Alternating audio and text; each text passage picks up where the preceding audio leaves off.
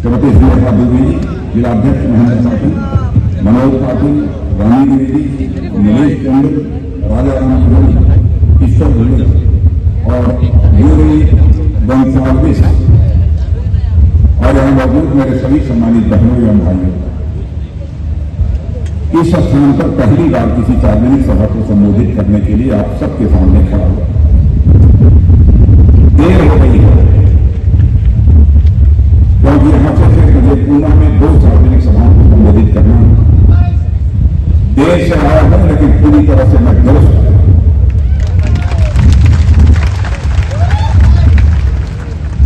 आपकी प्रत्याशी श्रेया दुबे को बोलते हुए मैंने पहली बार सुना और हमारे राजनीतिक जीवन का जो अनुभव है उस आधार पर मेरे बहनों भाइयों में कह सकता हूं, यदि श्रेया दुबे को चुनकर आपने महाराष्ट्र की विधानसभा में भेजा तो आपकी समस्याओं को आवाज देने का काम कोई करेगा तो श्रेया दुबे।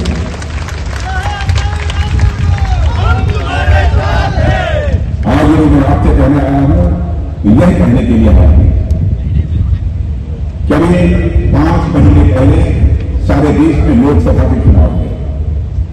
लोकसभा के चुनाव में आपने देखा महाराष्ट्र, हरियाणा कुछ ऐसे राज्य थे जहां पर भारतीय जनता पार्टी को जो कामयाबी मिलनी चाहिए थी वह कामयाबी नहीं मिली। जितना हम लोग सोचते समर्थन दिया लोगों ने, लेकिन जितना हम सोचते थे वैसा परिणाम हमको नहीं मिला।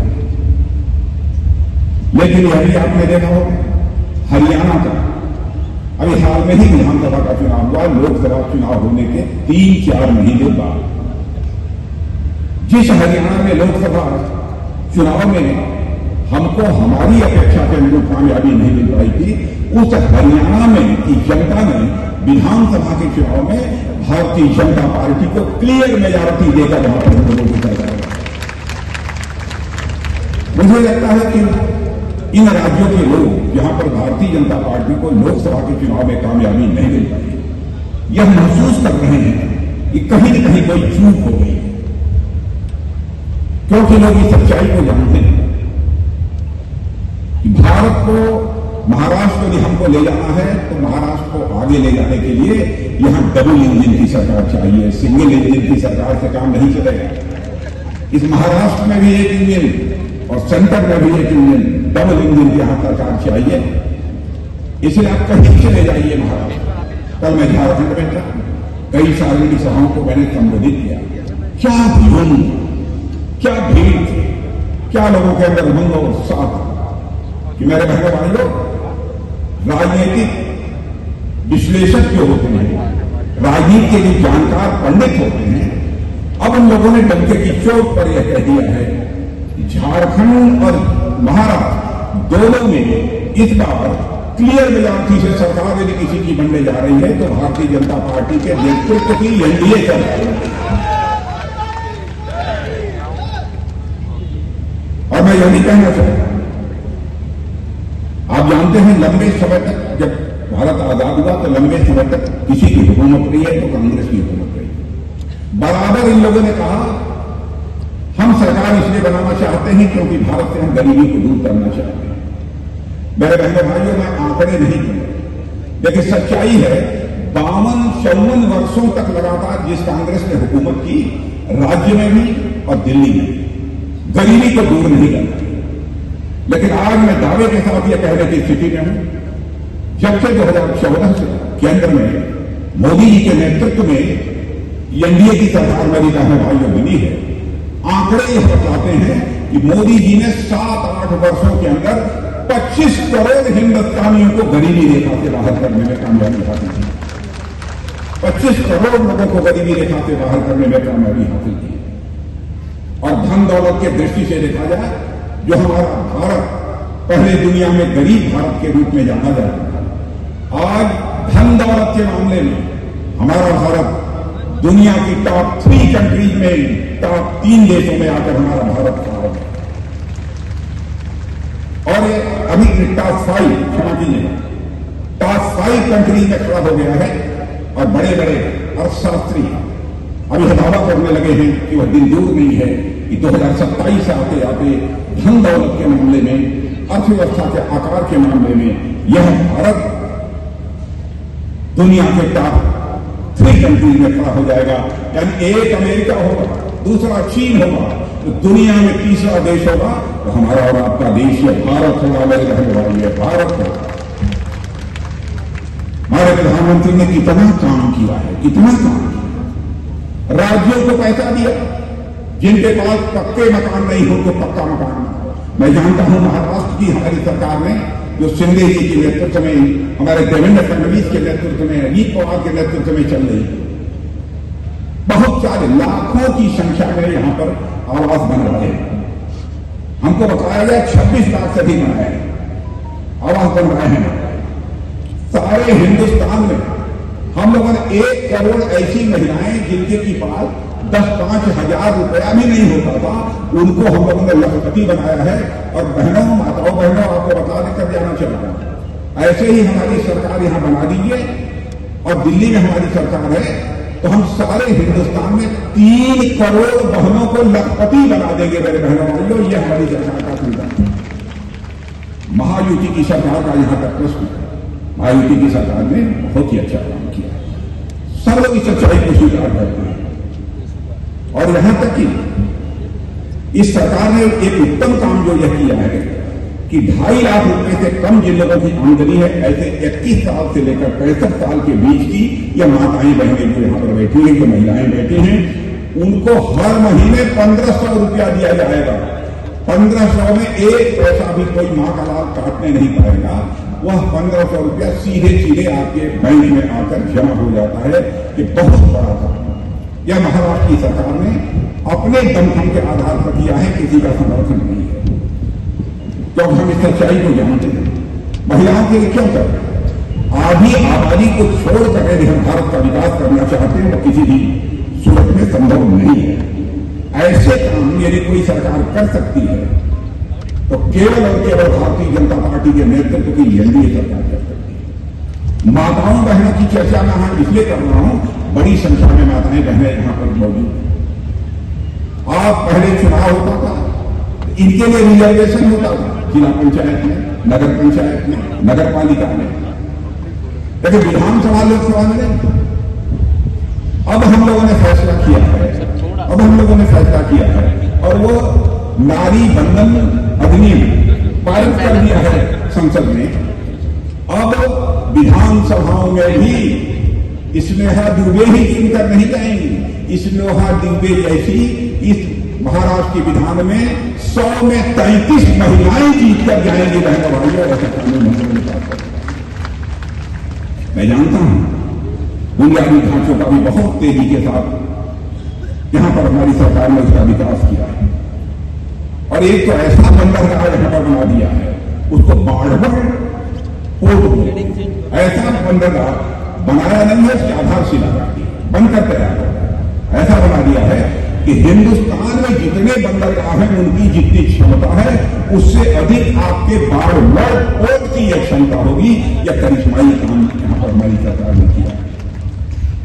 और सबसे बड़ी बात, आयुष्मान भारत के अंतर्गत यहां लोगों को कार्ड मिला है कि नहीं? आयुष्मान कार्ड किसी को मिला है? इधर मिला है कि नहीं? इधर नहीं मिला है। कुछ जिनको मिला है जरा वहां दिखाइए। देखिए, इन लोगों को मिला है। इसमें में आपका यह काम होगा, आपको चुनाव में सब लोग जिता देंगे। इनको यह वचन दे दीजिए, इनका आयुष्मान कार्ड इन गरीब माताओं और बहनों का निश्चित रूप से बन जाए। और आयुष्मान कार्ड स्नेहा दुबे के जीतने के बाद बनेगा तो मेरी माताओं बहनों सुन लेना, 5 लाख रुपए तक का आपका मुफ्त इलाज किया जाएगा। एक साल में 5 लाख रुपए का मुफ्त इलाज। हमारे प्रधानमंत्री ने एक बहुत बड़ा काम और किया है, जिनकी उम्र 70 साल के ऊपर हो गई, चाहे किसी जात के, किसी भी बच्चे, किसी भी पंथ के, 5 लाख रुपए तक का उनका मुफ्त इलाज किया जाएगा। उनकी आमदनी क्या है, कम है, ठीक है, यह नहीं देखा जाएगा, लेकिन उनका इलाज होगा। यह भी हमारी सरकार ने कर दिया है। और जानते हैं इस मराठा भूमि का कितना बड़ा सम्मान किया है महाराष्ट्र की भूमि का, महाराष्ट्र की विरासत, महाराष्ट्र की भाषा हमारे प्रधानमंत्री ने कि मराठी भाषा को अभी जात भाषा का दर्जा देने का काम आजाद भारत में पहली बार भी किसी ने किया है तो हमारे प्रधानमंत्री मोदी जी ने किया है। और इतना ही नहीं, आजकल देखा होगा अपने कांग्रेस के नेता है राहुल गांधी, एक लाल किताब लेकर घूमते हैं, कहते हैं यह भारत का संविधान है। वो कहते हैं भारत का संविधान, इसको एनडीए की सरकार बर्बाद करती है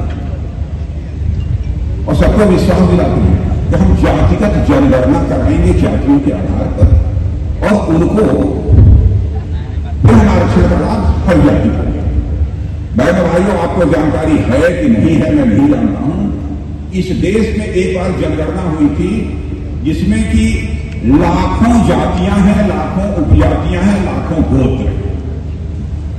जब जनगणना करने वाले लोगों ने देखा, इस सरकार ने देखा इस चीज को, तो सरकार ने कहा अब इसको जारी मत कर। मैं एक बात कहना चाहता हूं, ध्यान से सुनिए, कांग्रेस के लोगों से पूछिए, राहुल गांधी से पूछिए, आप हमको इतना बताओ, यदि आप अनुसूचित वर्ग, जनजाति, अनुसूचित जनजाति, पिछड़े वर्ग की आप यदि जनगणना कराओगे तो किस किस जाति को कितना कितना आरक्षण दोगे, इसका तुम खुलासा कर दोगे तो तुम्हारे पक्ष में हम वोट करने के लिए तैयार।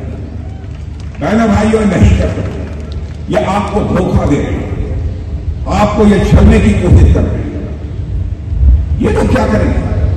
बाबा साहब भीमराव अम्बेडकर जिन्होंने संविधान की रचना की थी, उस बाबा साहब अम्बेडकर के खिलाफ भी इसी मन में जब वो चुनाव लड़ रहे हैं, कांग्रेस के लोगों ने कैंडिडेट खड़ा किया और उनको हरा दिया। आधुनिक भारत के निर्माता थे बाबा साहब भीमराव अम्बेडकर, उनकी इज्जत नहीं की जो संविधान की रचना जिन्होंने की थी, संविधान को एक स्वरूप दिया था, सजाया था, संवारा।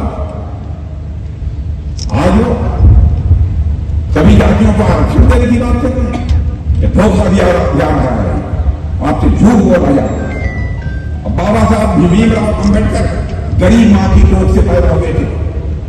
चाहिए था कांग्रेस को 52 वर्षों तक आपने हुकूमत की हो, बाबा साहब भीमराव अम्बेडकर को आप भारत रत्न की उपाधि दे देते, भारत रत्न के सम्मान से नवाजते, लेकिन कांग्रेस ने नहीं किया। पहली बार ये किसी ने किया है तो हमारे प्रधानमंत्री मोदी जी ने बाबा साहब भीमराव अम्बेडकर को भारत रत्न की उपाधि से नवाजा। बाबा साहब जहां भी रहे हैं, देश में रहे हैं, विदेश में रहे हैं, सारे तीर्थ स्थानों का निर्माण करा, सारे स्थानों का निर्माण कराकर हमने पंच तीर्थ के रूप में विकसित किया, पांच तीर्थ के रूप में विकसित किया। और बाबा साहब भीमराव अम्बेडकर कहे किसी सरकार ने समर्थन किया, वो किस सरकार ने काम किया है तो हमारी सरकार ने काम किया है। भारतीय जनता पार्टी के बारे में, एनडीए के बारे में मैं बतला दूंगा आपको, हम जो कहते हैं वो करते हैं। यहां जो लोग बैठे, मैं प्रेस के दोस्तों से भी कहना चाहता हूं, आप 1951 का हमारा घोषणा पत्र उठाकर देख लीजिएगा, 2014 का देख लीजिएगा, 2019 का देख लीजिएगा। जो हमने कहा उसको हमने किया। हमारे कथनी और करनी, हमारे कहने और करने में कभी भी अंतर नहीं। कांग्रेस ने जो कहा है उसको नहीं किया। और मैं कहता हूं एक बात भी निकल जाएगी तो मैं जनता के सामने, देशवासियों के सामने शीश झुकाकर क्षमा मांगने के लिए मेरे बहनों भाइयों में तैयार। इसलिए आज मैं कह रहा हूं, हम जो कहेंगे वो करेंगे, निश्चित रूप से करेंगे। हम लोगों ने 51 में कहा जम्मू कश्मीर की धारा 370 समाप्त करेंगे, डंके की चोट पर किसी की परवाह नहीं की, धारा 370 को समाप्त करेंगे। कैसे ये हो सकता है? एक देश में 2 प्रधान, 2 विधान, 2 निशान, कैसे चले? कोई हिम्मत नहीं कर सकता। हिम्मत यदि किसी ने किया है तो हमारी सरकार ने किया है। इसलिए मैं आप सबसे अपील करने लगा कि आप सभी का समर्थन महायुति चलते महायुति का पूरा समर्थन आपको यह मिलना चाहिए। महाअघाड़ी का यहां तक प्रश्न इतने बताऊं, महाअघाड़ी का देख लिया है, आपस में ही गुत्थम गुत्था है, आपस में ही लड़ रहे हैं। ये सरकार क्या चलाएंगे, ये प्रदेश को क्या चलाएंगे जो खुद ही लड़ रहे हैं। इसलिए मैं आपसे कहने आ रहा हूं ये चाहते हैं कि मुंबई मिल जाए, महाराष्ट्र मिल जाए, यह उनके लिए एटीएम मशीन के समान होगा। मेरे बहन भाइयों, इस मुंबई महाराष्ट्र को महादहरी के लिए एटीएम मत बनने देना, यह मैं आपसे अपील करना चाहता हूं। मत बनने देना। महाराष्ट्र का विकास यदि कोई कर सकता है, केवल भारतीय जनता पार्टी और एनडीए ही कर सकती है, महायुति ही कर सकती है, महायुति के अलावा कोई नहीं कर सकता। देखा नहीं हम लोग एनडीए कैसे करना चाहिए। देश में प्रतिष्ठा बढ़ी है, भारत की प्रतिष्ठा सारी दुनिया में देश की बढ़ी है, सारी दुनिया में हम लोगों की प्रतिष्ठा बढ़ी है। पहले भारत दुनिया के मंचों पर कुछ बोलता था तो भारत की बात लोग गंभीरतापूर्वक नहीं सुनते थे, कहते थे भारत गरीब देश है, कमजोर देश है, हमारी बात नहीं सुनते थे। आज भारत दुनिया के मंचों पर, अंतर्राष्ट्रीय मंचों पर बोलता है, सारी दुनिया कान खोलकर सुनती है कि भारत बोल क्या रहा है। यह भारत की हैसियत सारी दुनिया में बनी है।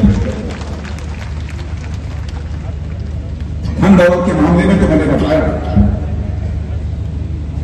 क्या स्थिति भारत की हो गई है, और आपको जानकर आश्चर्य होगा, या हिंदू मुसलमान की बात करते हैं। बहन भाइयों, हम जाति पंथ और मजहब के आधार पर राजनीति नहीं करना चाहते, हम इंसाफ और इंसानियत के आधार पर राजनीति करना चाहते हैं। यह लोग समाज को बांट कर राजनीति करना चाहते हैं। और उन लोगों को बताना चाहता हूं, सरकारें तो आती जाती रहेगी, लेकिन देश सदैव बना रहेगा। देश की चिंता करो, केवल सरकार की चिंता करो। लेकिन नहीं चाहे जैसे भी हमारी सरकार नहीं चाहे। आपको आश्चर्य हो, आज तक किसी प्रधानमंत्री को दुनिया में सम्मान नहीं मिला जो हमारे प्रधानमंत्री को मिला। मुस्लिम देशों ने, दुनिया के बड़े बड़े मुस्लिम देशों ने किसी देश के प्रधानमंत्री को सर्वोच्च सम्मान देकर नवाजने का काम किया है। भारत के प्रधानमंत्री मोदी जी को सर्वोच्च सम्मान अपना देकर नवाजने का काम किया। इसलिए मेरे बहन भाइयों, मैं आज सबको कहने आया हूं कि आप सबका पूरा समर्थन प्राप्त होना चाहिए। और इन लोगों ने 2100 रुपया तो खाते में जा ही रहा होगा, लगभग 25,200 किसानों का ऋण माफ करेंगे। सम्मान राशि को 12,000 से बढ़ाकर 15,000 करेंगे, 12,000 से बढ़ाकर 15,000। वृद्धावस्था पेंशन हमारी वृद्ध माताएं बहनें सुन लें, बुजुर्ग सुन लें, उनका जो अभी तक पेंशन 1,500 था उसको बढ़ाकर 2100 रुपया कर दिया गया। 1,500 से बढ़ाकर 21 रुपया। 10 लाख विद्यार्थियों को 10,000 मासिक समर्थन, और आंगनबाड़ी और आशा सेवकों को मिलेगा 15,000 रुपये मासिक मानदेय और बीमा सुरक्षा। अभी अब तक तारीखी ये लोग बता देंगे, क्योंकि मुझे पुणे की 2 सार्वजनिक सभाओं को संबोधित करना है, इसलिए मुझे वहां जाना पड़ेगा। इसलिए बहनों भाइयों, यहीं पर आप सबको अपनी बात समाप्त करते हुए, और मैं ये कहना चाहूंगा, इस्लेहा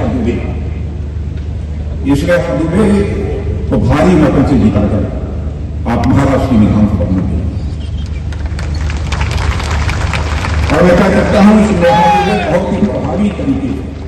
बहुत ही प्रभावी तरीके से आपकी समस्याओं को विधानसभा में आवाज देने का काम करेंगे, ऐसा मेरा पक्का विश्वास है। और आप लोगों को जानकारी नहीं होगी, हर्ष सिंघवी जी आएंगे। ये हमारे हर्ष सिंघवी जी हैं। ये हर्ष सिंघवी जी गुजरात के गृह मंत्री, एक